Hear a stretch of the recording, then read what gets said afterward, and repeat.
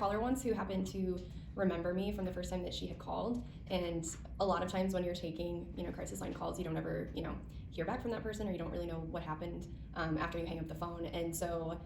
I was kind of surprised that she recognized me, because it had been probably a couple of years since I had talked with her, and she told me that the reason that she had continued to call was because of the conversation that we had, and she just kind of filled me in that she continued to work with Voices of Hope and was in a much better spot. And what she didn't realize was that was actually my very first shift, and so I was incredibly nervous, but just knowing that even though I was afraid I wasn't going to say the right things or have all the answers, just being there on the other end of the phone for her had an impact on her, and so that was really cool. Awesome. I chose to get involved because I know how important it is to have someone there for you in those darkest moments, and I think there's a lot of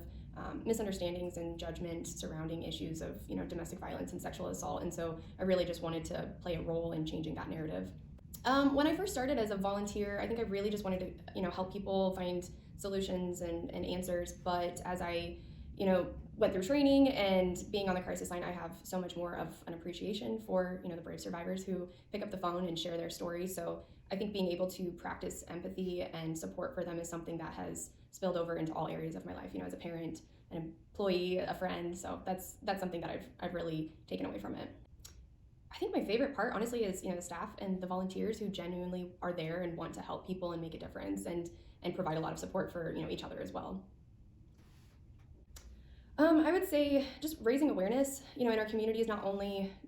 for the services that Voices of Hope provides, but also just, what we can do to support those around us who are affected by domestic violence or sexual abuse. I'm fortunate enough to work for an employer who is also prioritizing giving back to the community. I think one area where I could probably grow a little bit myself and share a little bit more is just within my own circle. I don't share a whole lot about what I do as a volunteer, and I think I probably have some friends and family who aren't even aware that I've been doing this for a few years, but I think just starting that conversation and having some of my own bravery to bring it up and start talking about it.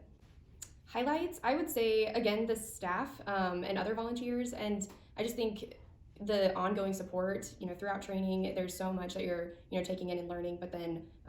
when there's a difficult call or something comes up, having staff on call to help with that, and they're always very supportive and encouraging, and I appreciate that a lot.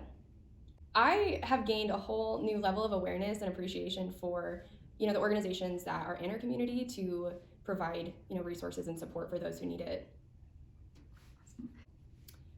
I think we all go into this line of work because we want to help people, and sometimes people assume that you have to be really tough and strong to be able to do this type of work, but I think the bravery that you see in the survivors, when they choose to pick up the phone and reach out, it really is an honor to be on the receiving end of that and to be the one who gets to support them. And whenever you're offering hope and support to other people, there's a huge opportunity for personal growth, and that's not something that you can take for granted.